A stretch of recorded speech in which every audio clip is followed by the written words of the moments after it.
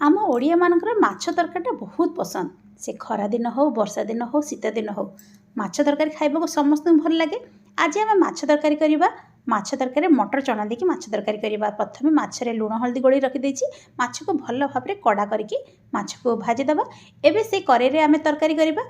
से माछ भाजी सारा पर जमी माछटा टिके लगी जाए सब जाक जिनस को एमती बाहर करदे पिठा पातिया साहाଯ୍य बाहर करदबा। एबे से करेरे टिके चीनी देदबा। चीनीटा टिके लाल हो सारापर से तेजपत्र देदबा। तापर से गोटे चामच परी छोट चामच जीरा देदबा। जीराटा भल भाव में फुटीगला पियाज आड कर दूची। पियाज को चपर में चपिंग कर देछि। आपण चाहिए पियाज को पूरा चुन चुन कर काटिदेबे। पियाज को टिके भाजीदे। पियाजटा लाल है पर्यटन आम भाजीदे। बर्तमान पियाजटा चंचल मेल्ट हाँ मुझे लुण देदेली। लुण देदेले पियाजटा चंचल सीझी जाए से लुण देकी पियाजटा को भाजी दूसरी। बर्तमान देखो पियाजटा लाल हो गलानी।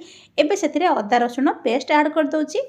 अदा रसुण पेस्ट एवं स्वाद हिसाब से लंका गुंड देदेबा हलदी गुंड देदेबा। तापर ताको भल भाव में कषेदेबा जमती कि मसलाटा लाल है पर्यटन आम कषेदेबा।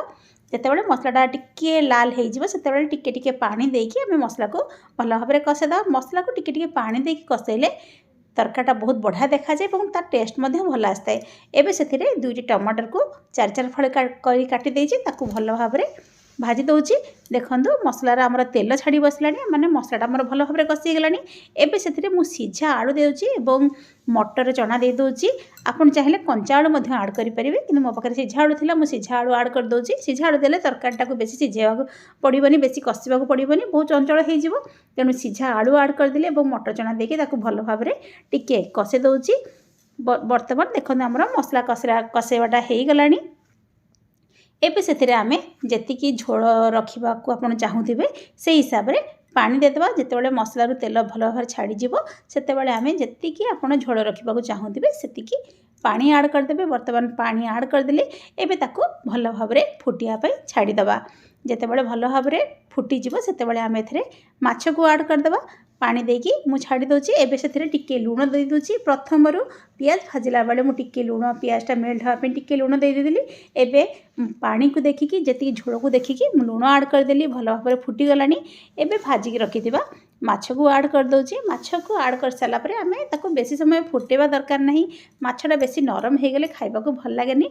तेणु माछ आड करके ताको 2 मिनिट हाई फ्लेम रे बसईदेवा। तापर आम गैस को बंद करदे। बर्तमान माछ को आड कर दूची एवं गैस को हाई कर देछि। 2 मिनिट पर आमर माछ तरकारीटा पूरा रेडी हो। शेष में आम किसी धनिया पत्र को छोट छोट कर काटिदेबा और धनिया पत्र को आड करदबा। बर्तमान माछ तरकारीटा प्राय रेडी हो गलानी।